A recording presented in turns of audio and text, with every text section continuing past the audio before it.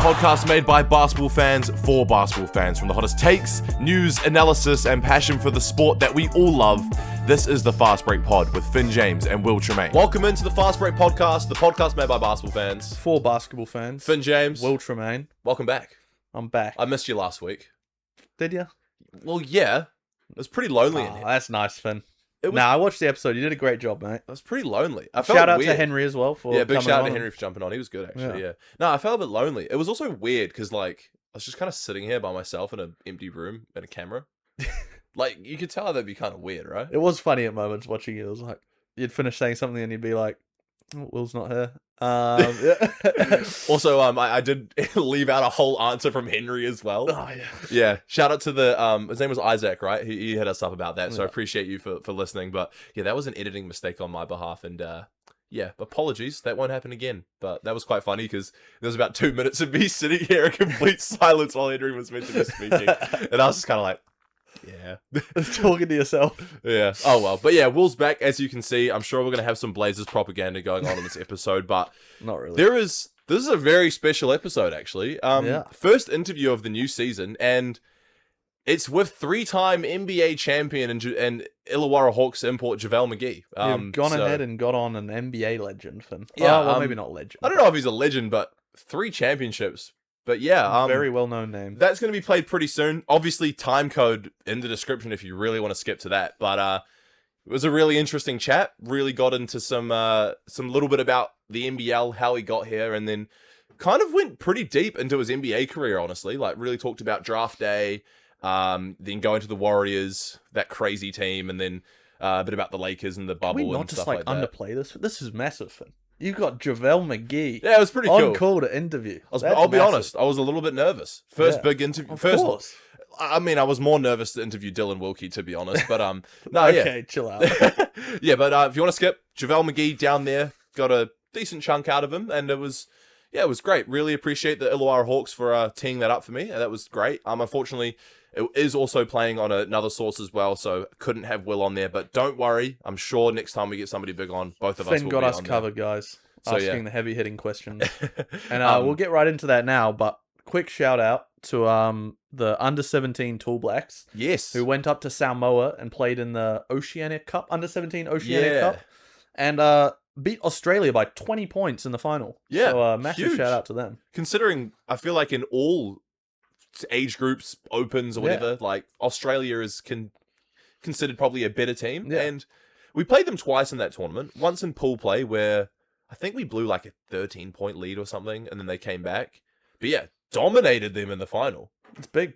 Whether we just played better or they're worse, I don't know. But, I mean, great signs for New Zealand basketball on this side. Shows that our development is really, up there with the best. Well, if you look at some of the kids that play in this team, they're 15 and 16 years old. And they're catching bodies. I'll tell you now.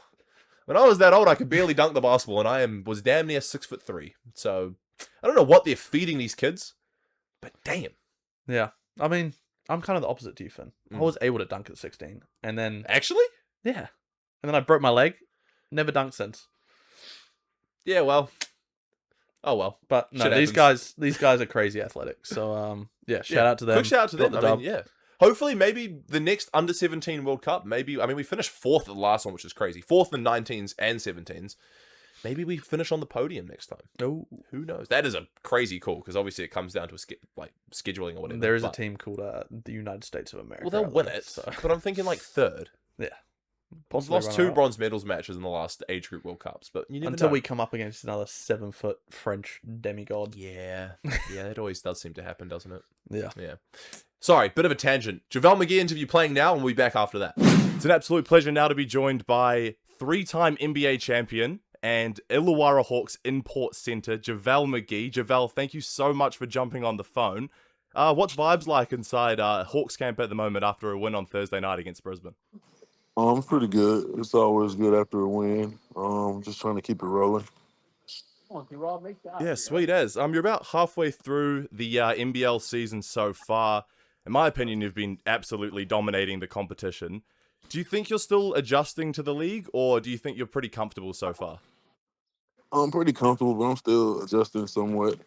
I'm having a good season stat wise, but wins wise not so much. So that's what I'm adjusting to, is trying to figure out how to turn these stats into wins. Yeah, sweet as. Do you think the NBL, sorry, has a unique style of play compared to the NBA and the Puerto Rico league that you played in recently? I mean, it's definitely a unique style just because, let alone its FIBA rules. So you got certain things like knocking the ball off the rim and no defensive 3 seconds, which makes it a little bit different. Yeah, true. I guess just quickly, why did the Illawarra Hawks become a landing destination for you? Was it because they were the reigning champs, Justin Tatum head coach, or was there any other teams that were interested in the NBL and signing you?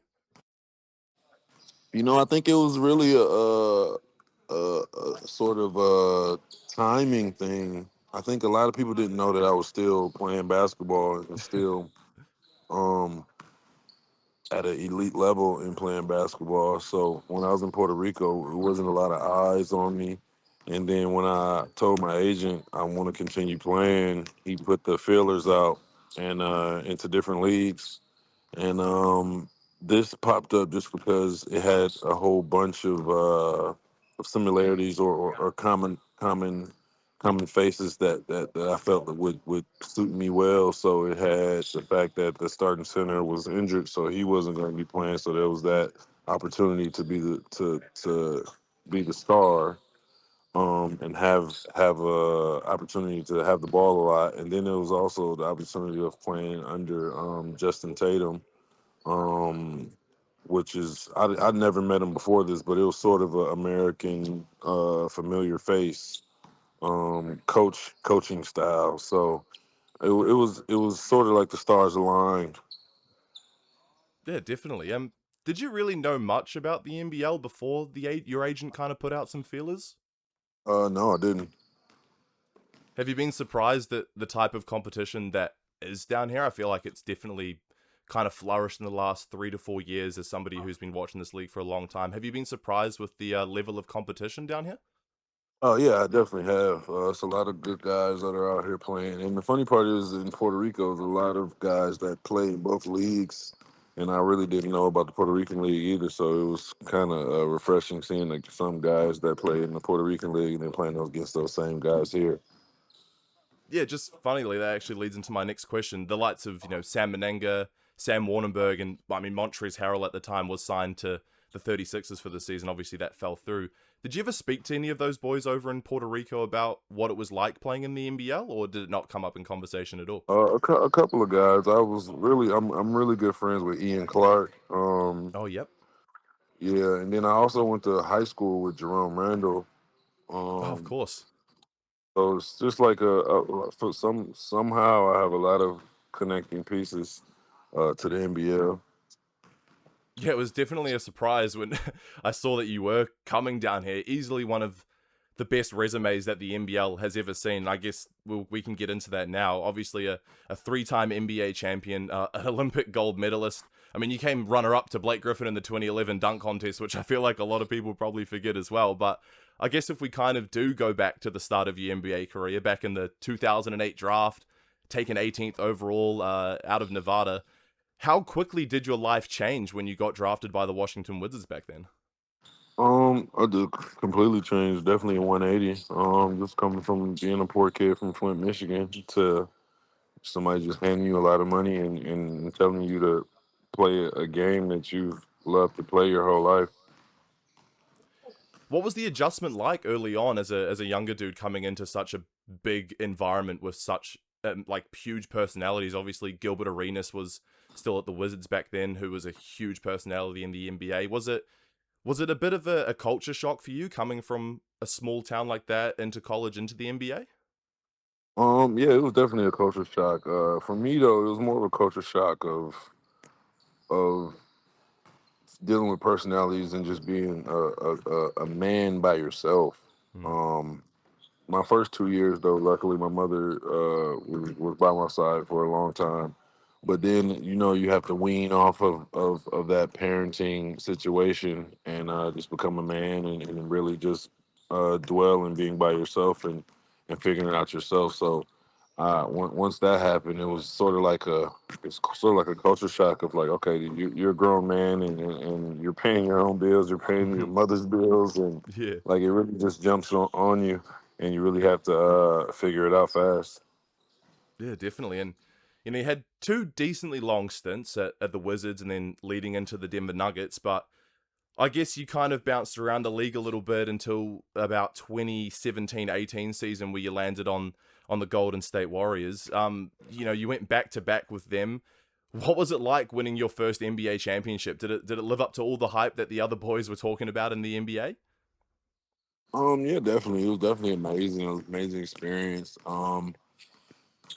Obviously, I wasn't the main character, or I was more in the role player situation in that on that team. But that's all I knew, and winning was that important to where that those moments didn't matter. It was just whatever we need to do to win.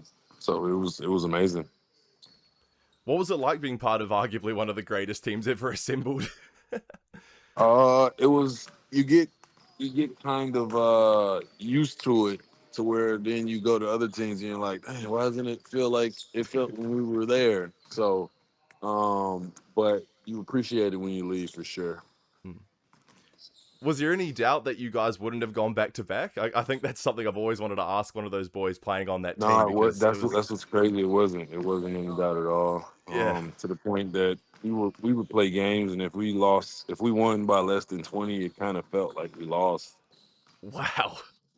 That's crazy because I mean that team. I mean, growing up watching the NBA, I couldn't believe it when Kevin Durant did sign there, and yeah, watching you be a part of that was just insane. But from jumping from one ship like that insanely talented Golden State Warriors roster to Los Angeles the same year that LeBron jumped as well, and I mean, eventually you did win a chip in 2020, and I really wanted to dive into this as well. The NBA bubble, something so incredibly unique for the time in COVID and everything. I guess before we look into the actual basketball of the NBA bubble, what kind of challenges did you face, being away from family, being isolated in one resort, surrounded by just hoops? What were the sort of the challenges that you faced during that time? It was definitely first world challenges. Just to be honest, it's not like it was the worst thing ever. Oh no, we get to stay in I don't know, 3 or 4 star hotel for free, and but I guess the challenges, like I said, were first world challenges of dang, I was just living in Los Angeles, one of the best cities in the world, and playing the best basketball a team can play, and going to dinner after games, and going to the movies, and just living life and hanging with my family and just doing regular things, and also enjoying the nuances of having a winning season and possibly winning an NBA championship, to going straight into the bubble where you're in a hotel room by yourself, and then all you can do is just, okay, you leave your hotel and go work out, and then go back to your hotel and leave the hotel and work out, eat breakfast, eat lunch, eat dinner, and go back to the hotel. Like it literally was just starting to become monotonous. Monotonous. It was cool like the first 2 weeks, and then after that, once there wasn't anything else to do, we'll go to your room, play Call of Duty, and it was literally just it was. I hated it. I'm not gonna lie. Wow. It was really a mental struggle for me, but at the same time, I knew we came out there for a goal, and it was only like 3 or 4 months, and then I was also put in the aspect like, come on, you're a millionaire, and you're staying in a nice hotel, and like there's people getting sent overseas for war, so this isn't that big of a deal. So I definitely had that perception in mind also. Yeah, one of the stories that I really enjoyed from the bubble was, I think it must have been the first round where the Jazz and the Nuggets were going head to head, and Donovan Mitchell and Jamal Murray were really going toe to toe in that series, and then they would see each other in like the cafeteria, getting lunch or whatever. Did you ever run into any experiences like that in the bubble where one of your mates from the other team that you just played against maybe had a good game and you kind Yeah, of have we, to we like were go and see them? we cross each other in the hallways all the time, or in the common areas, and like it's just like I don't want to see Milwaukee Bucks and Orlando Magic. Like you wouldn't see them every day for 2 months or the month before people started getting eliminated. You know what I'm saying? So it was Yeah. just like it was weird. And then the aspect of playing basketball, you get to be around a whole bunch of guys and play basketball in the setting. And then when you leave, you get the real world and you just get to see regular people and everybody else. It was just NBA players for 3 months straight, just or the NBA players' families, and it's just like, okay, wow, this is like some Truman Show type stuff. Yeah, The Truman Show. Love that movie. On the basketball side of the bubble, though, I've heard very mixed opinions. You know, some experts are saying it was an easy ring. Others were saying it's one of the hardest in NBA history. No crowds, depth perception's different in that gym. There were so many little factors obviously playing in that bubble. What do you think? Do you think it's one of the hardest rings, or did you kind of find it a little bit easier to play in an environment like that? No, I wouldn't say it was easy. You still playing the same competition. And there was no travel, so like you didn't get that advantage of being a home team or away team. Like people weren't coming off a back-to-back in the flight or nothing like that. So it was kind of hard because everybody was on an equal playing field. You know what I'm saying? If you're playing New York off a back-to-back after they even came from New York and and they had to take a 4-hour flight, you have a slight advantage. So there was no advantages there.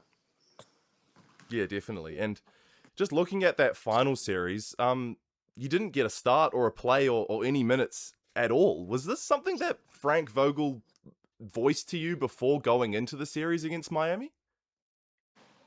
Yeah, I mean, yeah, he definitely voiced it before.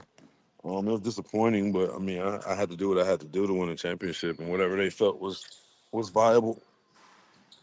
Yeah, 100%. I mean, that must have been tough mentally, but at the end of the day, you got a ring, so, you know, happy days or whatever. But if we look forward a little bit as well, something that I think is just incredibly cool that you've done in your basketball career is go to the 2021 Tokyo Olympic Games. People say, athletes in particular say that representing your country is something that cannot be compared to any type of sport that they play. Where does winning gold at that Olympic Games rank amongst your achievements throughout your basketball career? I mean, I believe it comes after my 3 NBA championships. Just because I wasn't really a first option or option in the Olympics, but I was a last pickup. But it was obviously an honor, just because my mother played for the Olympics also, and I had the opportunity to, when I was earlier in my career, to possibly work out and train for the Olympics, but I really didn't understand the point when I was younger. But as I got older, I understood the honor that you get for being a part of the team and just representing your country. It's sort of like going to the Army for basketball, I guess. Yeah, I'll get you out on this one, JaVale. Thank you so much for your time. I do really appreciate it. Just one last question for you. You've shared the court with arguably some of the greatest players to ever grace basketball. LeBron James, Steph Curry, KD. I mean, there's probably a few players that I'm missing out as well. And it would be a bit of a cheat code and a hard question to ask you who's the best or who's your favorite. But I think the question that I have for you is, was there any player that you've shared in a basketball court where you were just in awe of what they were producing? Like, there was just extra levels to this basketball game. Was there one player in particular that just really gave you just awe watching them play? I mean, definitely Steph, I guess, just because he's not the biggest person or the strongest person in the world. He just does things and shoots from places that you would just think like you have to be extremely strong to shoot from this far, or you have to be extremely conditioned to sprint full speed in a figure eight and come off 4 screens and then still knock that shot down. So it was just definitely just watching Steph every day where I think I looked at my teammates more in awe, like, what the heck did I just see, more than I scored the ball on that team. I think I would have been exactly the same. Thank you so much for your time, JaVale. Really appreciate it. All the best for the rest of the NBL season and your 2 games coming up. Go well. All right, have a good one. Once again, a big shout out to the Illawarra Hawks and JaVale McGee for making that happen. A very enjoyable chat, and I hope you guys enjoyed it as well. But, of course, we still have the regular programming on the Fast Break podcast here. NBL round 13. Personally, I say this every round, just gets better and better, to be honest. There was some killer games in this round. Obviously, we had the Breakers only had one game in this round. That was on Saturday night against the Southeast Melbourne Phoenix. We'll be getting into that recap and really diving into that a bit later on. So if you want to skip to that and don't really care about the rest of the league, all good. Time code in the description. But we'll start off Wednesday night at Ignite Cup round, as it always is. Southeast Melbourne Phoenix versus the Tasmanian Jack Jumpers. What happened in this one, Will? Yeah, Tassie got the win. Yeah. Bit surprising. 89-81. So big for them, considering they're one of those teams in the hunt for that 6th spot. Yeah, I mean, bit surprising if you ask me.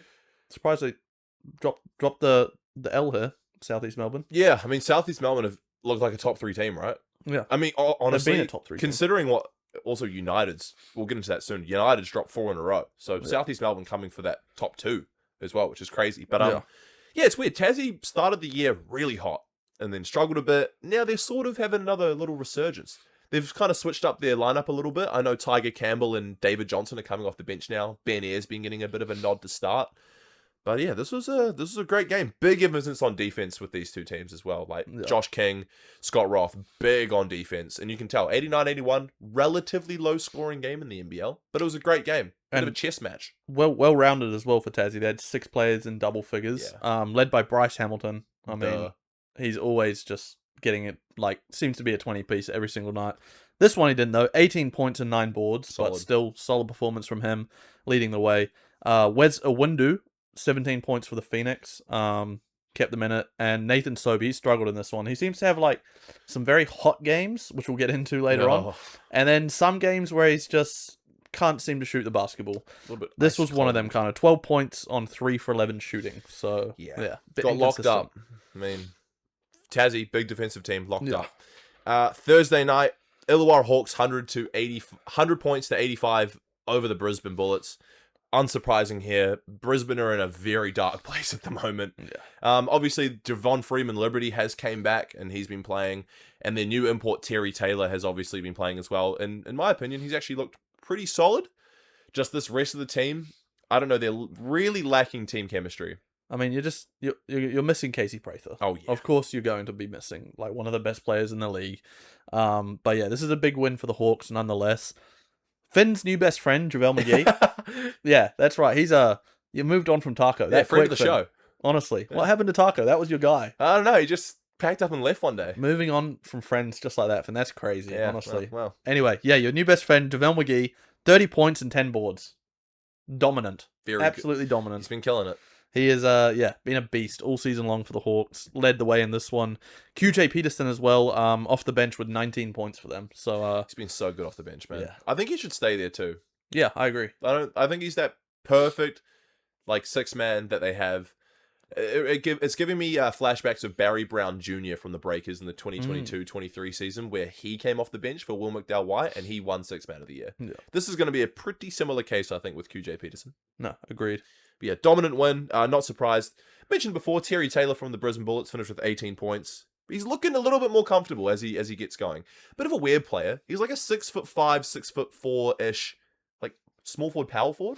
Yeah. So undersized, but he moves his weight around well. All right, like decent, capable shooter, but he's got really good touch. He's got a bit of an interesting game, but it's good to watch. So I don't know. There's a bright spot for Brisbane, but ultimately they lost by 15 and kind of got blown out. So yeah.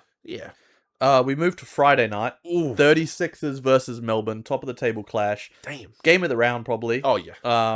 Unless you're Breakers biased like us. 114 to 105 win for the Adelaide 36ers in overtime. The 36ers were dominating this game, Finn. Yeah. But, Melbourne, as they've done all season, kept it close. Big comeback. Fourth quarter, man. Yeah. Chris Golding took over in the fourth. They were going crazy, blow for blow, but eventually, overtime, Bryce Cotton, you're probably going to win. Yeah. So 36ers did get the dub, which, honestly, I didn't really know going into this game. Top of the table clash.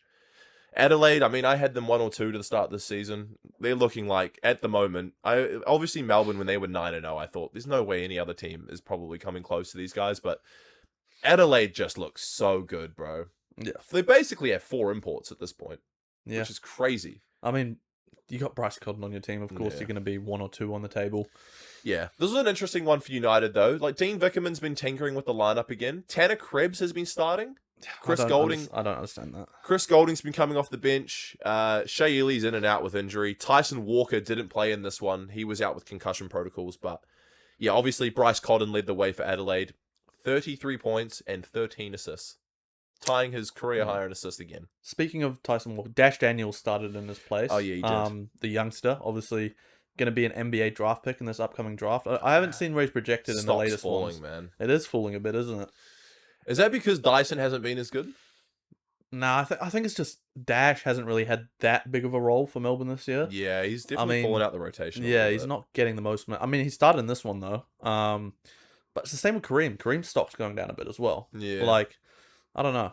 They were quite high on these guys at the start of the season. I think they were projected both in the top 10, like lottery picks. Now, latest one I've seen is Kareem's going 11th, and Dash, I couldn't even see him in the first round. Damn. Yeah.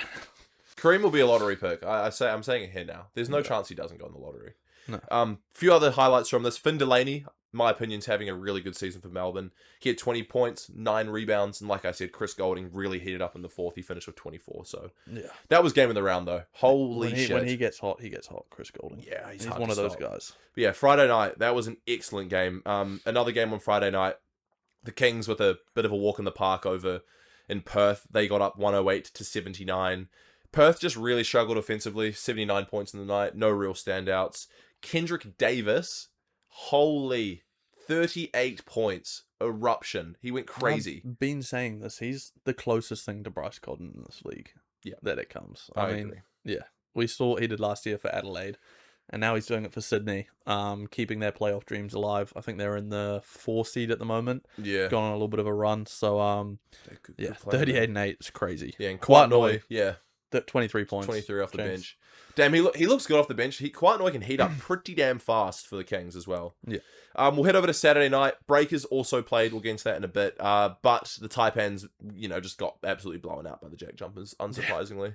Not much to say about that game. No, really not. I mean, one highlight, though, Sam Wardenberg, first game of the season. Yeah. So really, really good.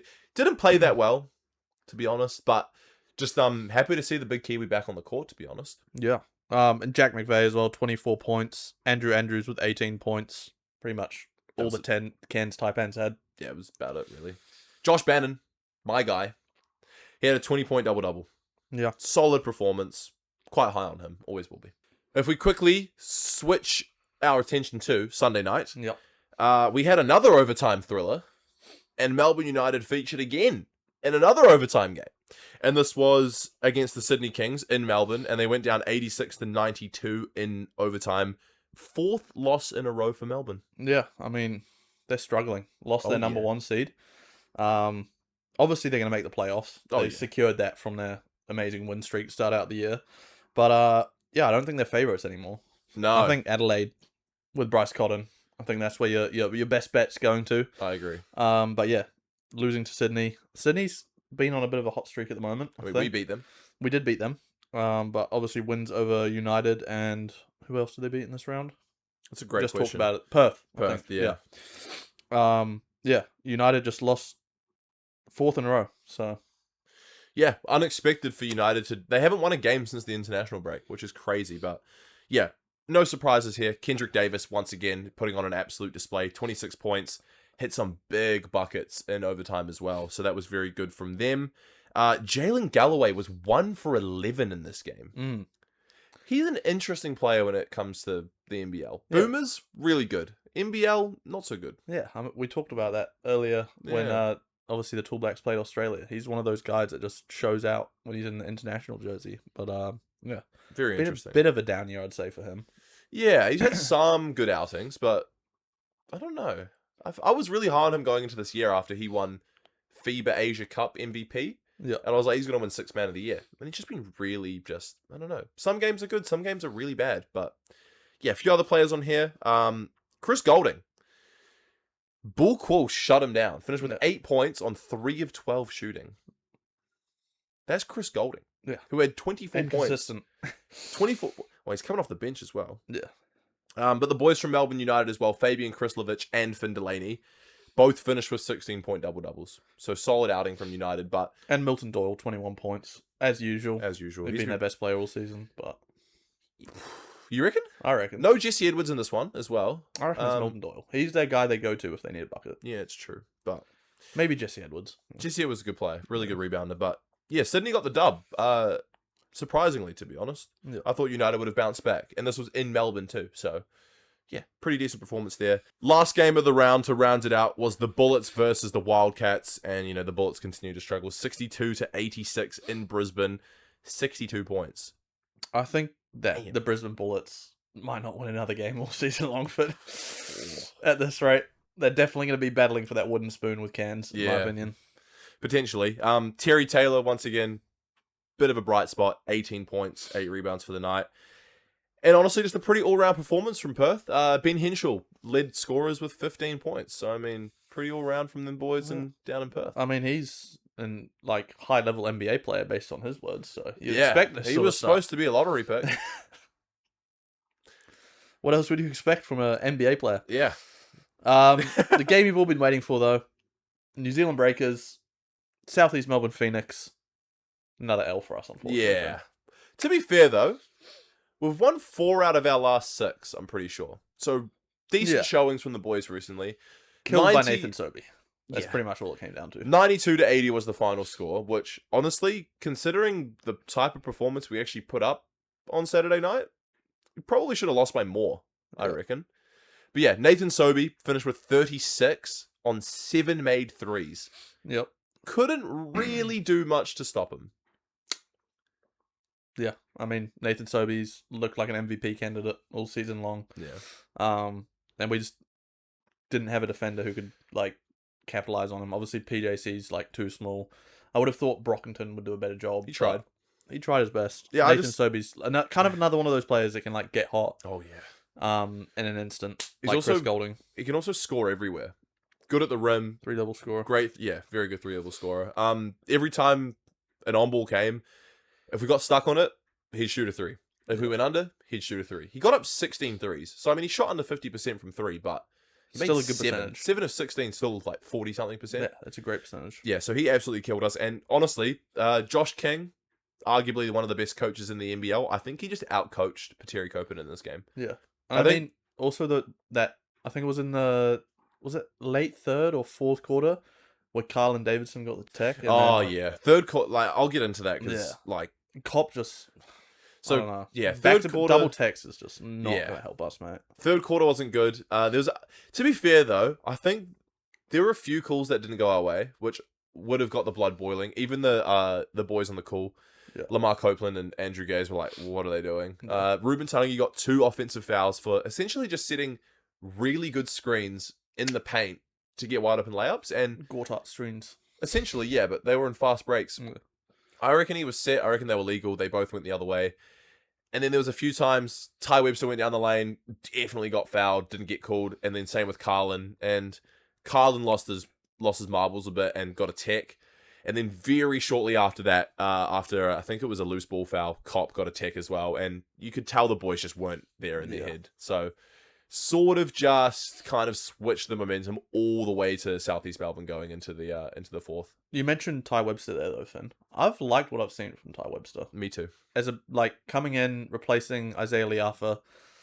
I'm sorry, Liafa, but I think Ty's just a better fit for this team. Oh, no disrespect, but 100%. Yeah, he's a better ball handler, more of a traditional point guard, in my opinion. I think he brings equal level defense, I'd say. I don't know. I like him on this team more than Isaiah Liafa. He's also, no disrespect to Taylor Britt either, but he's been very underwhelming this NBL season. Yeah. And obviously now hasn't really got any minutes now that Ty Webster's come along and been able to pick up those backup point guard duties for Parker. I think he's going to be a very valuable 6th man going deeper into this season. I know we're in round 12 or 13 out of 22. Yeah. So we're well over halfway now. And now that Ty's there and we're making a push for the playoffs, he's going to be a key piece if the other boys aren't firing. And he averaged 17 a game for the Breakers in 2021. Yeah. He has the ability to get hot, especially in this league. He looked really good on Perth a few seasons ago. Obviously, Bryce was there, so he came off the bench. Yeah, came off the bench. He's coming off the bench to another elite import guard, PJC. Yeah. But I think he's starter level player in the NBL. 100%. So the fact that we have him coming off our bench is a luxury. He started on Brisbane. Yeah.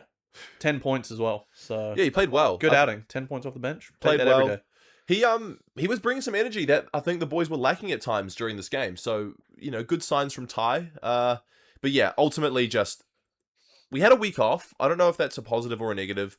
You're playing away. Southeast Melbourne are a top 3 side. Josh King sort of outcoached us. I feel like Probably like top 2 coach in the league, in my opinion. Oh, him and Justin hands Tatum. down. And, you got to give your flowers to Vickerman. I don't know how much of a good coach is of Mike Wells from 36ers, just because simply they have Bryce Cotton. Probably still a good coach. Still a good coach. But Tatum's proven that he's good. Yeah. Josh King has proven to turn teams around. They both turned seasons. Yeah. Southeast Melbourne were in the mud when he came in last year.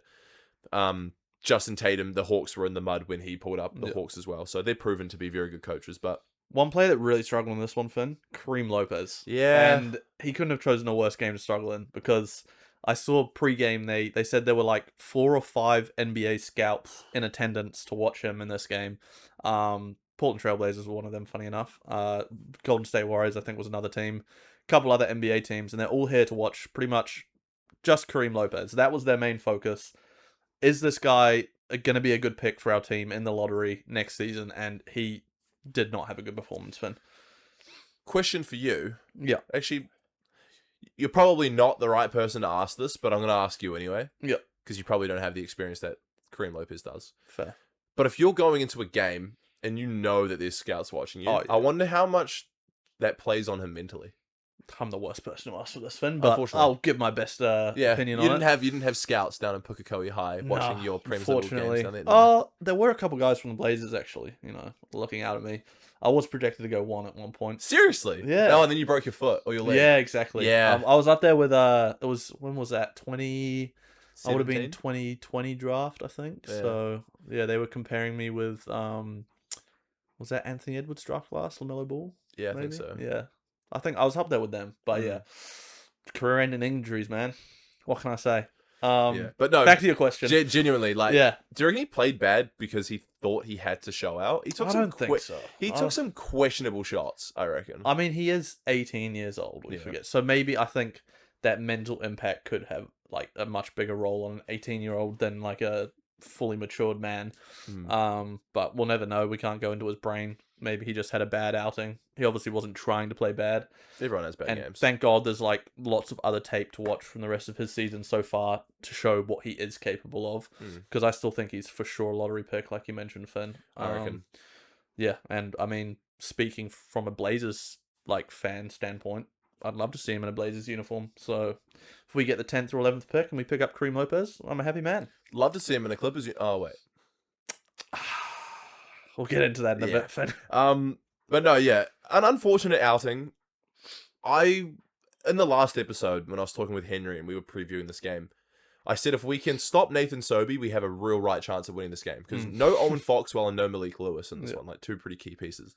You hit that one on the head. Because we lost by 12. Sobey had 36. 36, eh? So yeah, nail on the head, definitely. PJC finished with 16 points, 9 rebounds, and 6 assists in this one. But 9 rebounds. Yeah, crazy. For a 5'9", 10 point guard. Yeah, he's so good at rebounding, man. For a smaller guy. Yeah, he was 0 for 5 from 3. Yeah, not the greatest. That's showing. been his biggest struggle this season, in my opinion. Some games he heats up though. Yeah, he was 5 for 7 or 4 for 6. One of the two. But on the season, he's shooting at like high 20s. Yeah, so like, great. Yeah, He started off pretty poor from 3. He's had a good stretch where he shot the ball better, but 0 for 5, not ideal. But Josh King did a number on him. Yeah, he just basically said to his players, ball pressure, ball pressure, ball pressure. From the moment the ball was inbounded, they were picking him up full court, and they were just playing. They were basically just playing right up on him and just funneling him into the paint. Yeah. And although we were getting good looks and good kickouts, we just weren't really hitting. But yeah, Parker got locked up. But we did have a bright spot in this game, in my opinion. We did. I thought Rob Baker. He's played good, man. I think since the international break, and even leading into the international break, he's really won me over. Give him a letter rating. C- to A+. The whole season? No, from the international break. Because I think he could be better, But like what I have seen, he's been decent. He's like I think he's gone up to like a B- or a B. I like that. He's shooting 42% from three. I think he's third in the league in 3-point percentage. He's an elite shooter, like Cop said. Best shooter on our team. Yeah, sure. 100%. And I still think his inside game needs a bit of work, but like he can get downhill and make some tough buckets sometimes. Yeah. And defensively, I think he's improved quite a bit, to be honest. But I think it's a big adjustment to coming down here and playing in the NBL after you've never, first of all, for a guy that had never played FIBA international rules other than when he played for Team USA at the America Cup, never played FIBA in his life. Oh, actually, no, he played in the Bundesliga, actually, but like not a lot. Yeah, like a lot of G League, Summer League, college experience, and this is a pretty unique league. So I think an adjustment period was definitely needed, and I think he's definitely starting to figure it out. His trajectory has been like going up gradually all season long. So that's all you can ask, really. Hopefully, come playoffs time, if we're in the playoffs, he'll show out and have some big performances like this one. I think this was a great game for him. Yeah, I think he made 3 threes out of 5, 16 points. Yep, few rebounds. Thought he played pretty good. Shot 50% from the field. Also, solid game. Brockington came off the bench in this one. I know, that was a new unexpected. Yeah, who did we start over him again?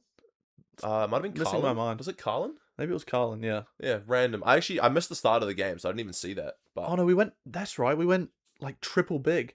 I'm pretty sure we had Rob Baker at small forward, Sam at the 4, and Rob Lowe at the 5.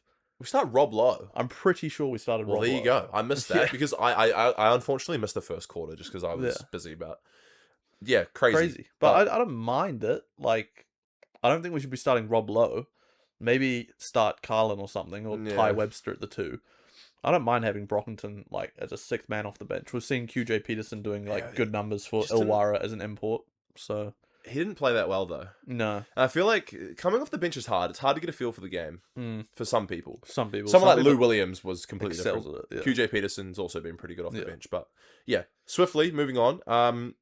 The Breakers' next game's next round. Personally, this should be 2 from 2. We've got Cairns in Cairns on Friday night. Yep. And then we have Brisbane in Brisbane on Sunday night. Queensland battles. The 2 worst teams in the NBL. These should be wins. Gotta be. We need both of these wins. If we drop one of these games, then we're in trouble. I'm not very confident on our chances for the playoffs. I think we win both of these. I don't think the Sam Warnenberg return doesn't bother me. So it'll be a second game back. I'm pretty comfortable with us getting both of these wins. And we haven't been awful on the road at times. Like, we're obviously better at home, but we are better than both of these teams. Especially Brisbane, who have just been in very dark places. Unless Terry Taylor goes off for a... Javon Freeman Liberty also has, like, Javon Freeman Liberty played 2 games and won the opening game against us at Spark Arena, and he caught Rob Baker on a poster. Oh, yeah. That was crazy. Yeah. So, look, I don't know. Should we chuck our poll question in here then, Finn? Or do we save it to the end? No, we'll chuck it in here. Chuck it in here. Our poll question for this week is pretty simple, straightforward. Do the Breakers make the playoffs? You can give us your opinions down below. Maybe in relation to these 2 games, do you think we need to win both of these games to make the playoffs? Just yes or no. Are we making that 6th spot? We're in 7 right now. Tassie are ahead of us in 6, and Illawarra is right on our tails in 8 as well. Yeah. So based on what we've seen, it's kind of a 3-way battle for that 6th spot right now. Perth are kind of safe at the 5. What do you think, Finn? I think we have the capability of making the 6. It's gonna be tough though. Like Illawarra, I'm very surprised at how average they've been this season. And then we have the ability to beat Tassie. I think we have the ability to beat Perth as well, to be honest. The 2 teams that are ahead of us. And Sydney, we've beaten Sydney. Like it's on the day. I think it's possible. We just really need to go on another like really good run of games. Like 4 wins from 6 games is really solid. I don't know. I think it's definitely possible, and I think if we don't make the 6, I'm giving the season a fail. If we make the 6, I actually might give it a pass grade, considering it's a new ownership, considering it's a new roster. But hoping we make the 6, I think we can. But yeah, let us know down below. I think we do, as an optimist. As an optimistic Breakers you had us way higher. I did. Yeah. You always did. You did as well. I had us 6. Oh, you had us 6, that's right. Which is, I thought, pretty... Anyway, that's all for NBL this week. We'll get a little bit into NBA, Finn. What's been happening? NBA Cup? NBA Cup. Semi-finals were yesterday, no? Yeah. Yesterday. Spurs beat the Thunder Yeah. by 2 points. Wemby However, is the OKC stopper. He is indeed. However, controversially, was it a foul on Alex Caruso to end the game? I'm not going to lie, I didn't see that. I wasn't able to watch the game live. Was there a foul call? They didn't call it, but it was somebody was at the line. It's either Jalen Williams or Cason Wallace, one of the two, purposely missed a free throw. Caruso came flying in, got the O board, sort of got taken out by, I think it was Dylan Harper. No foul call. I'm not complaining. Videos of them in the tunnel. Isaiah Hartenstein was pretty vocal about it. Caruso looked pissed. But Wemby's first game back as well from injury. Yeah, he was on a minutes restriction. Still played very well.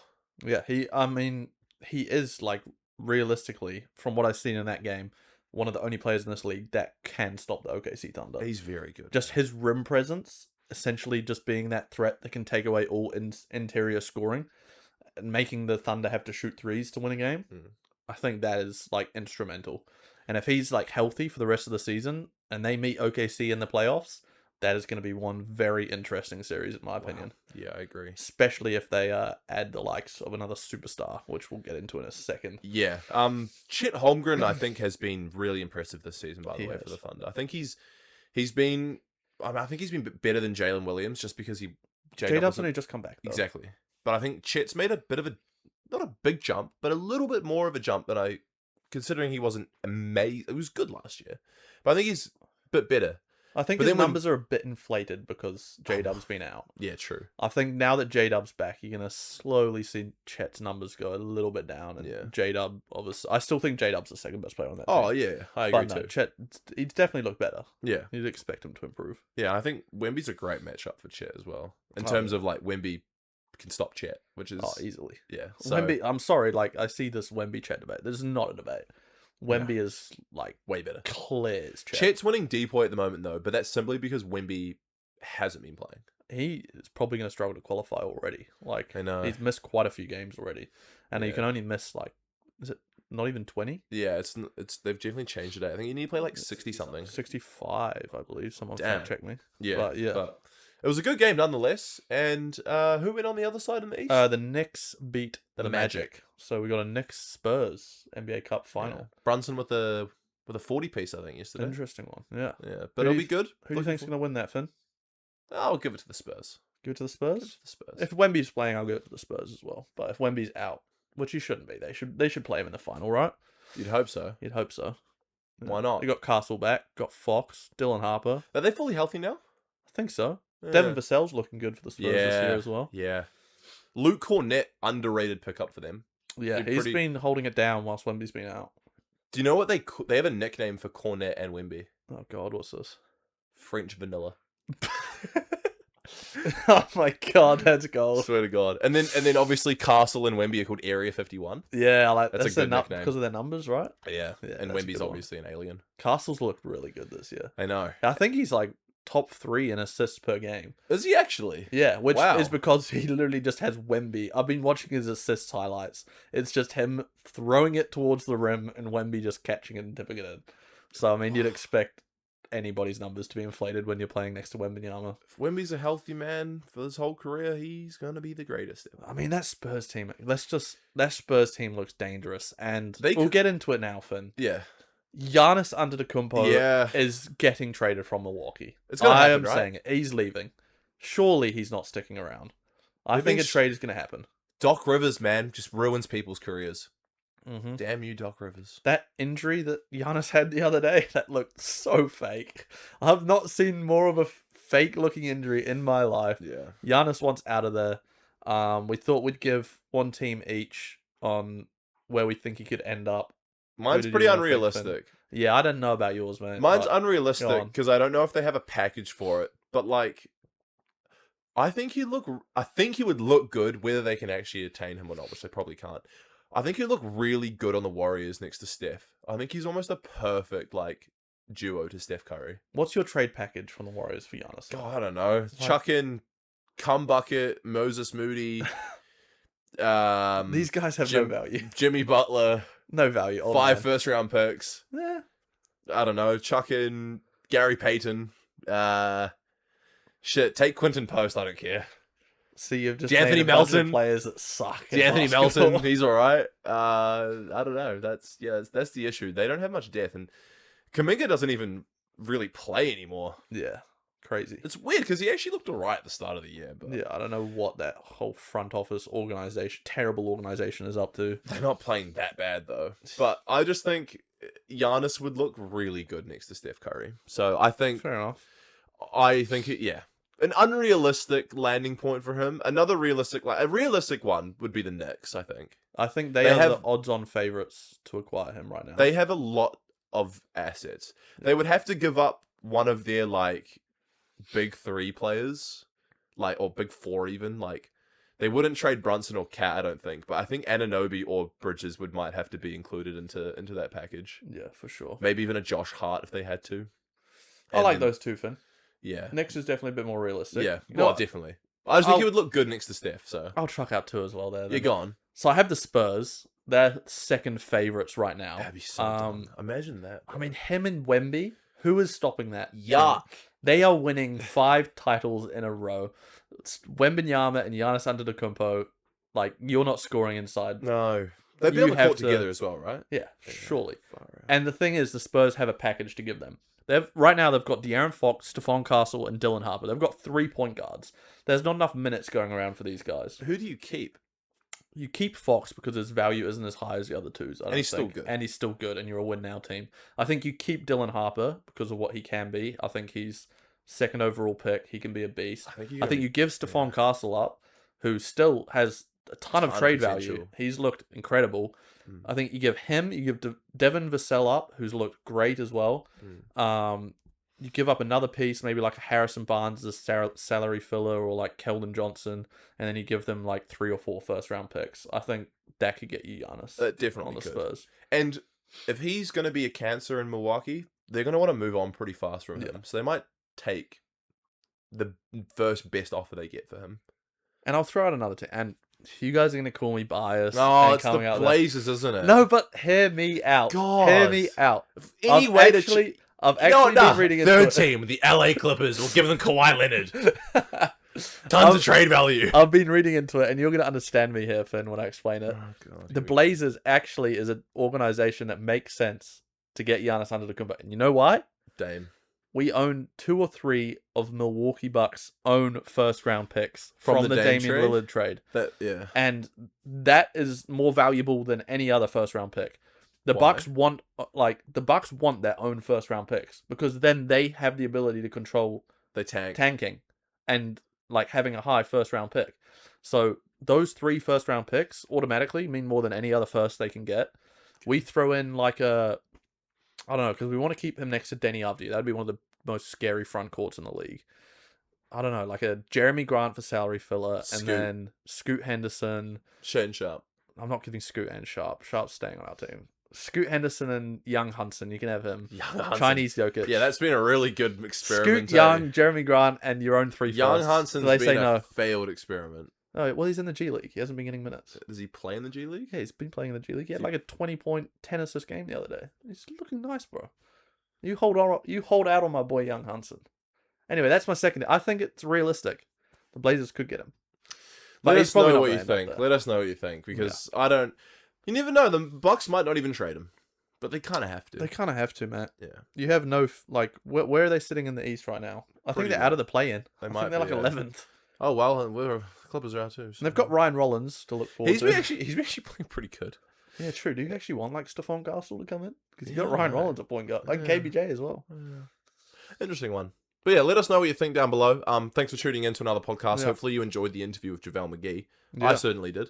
And hopefully we can get some other names on in the future. We should have a guest in the next couple of weeks, which will be a really good chat, which Thanks I'm for looking bringing forward to. JaVale onto the Fast Break Potty, Finn. That is okay, and my pleasure. And yeah, Him and Taka now.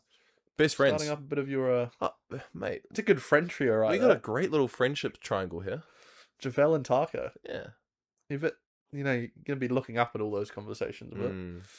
But yeah. Good on Thanks you. for tuning in. We'll see you next week.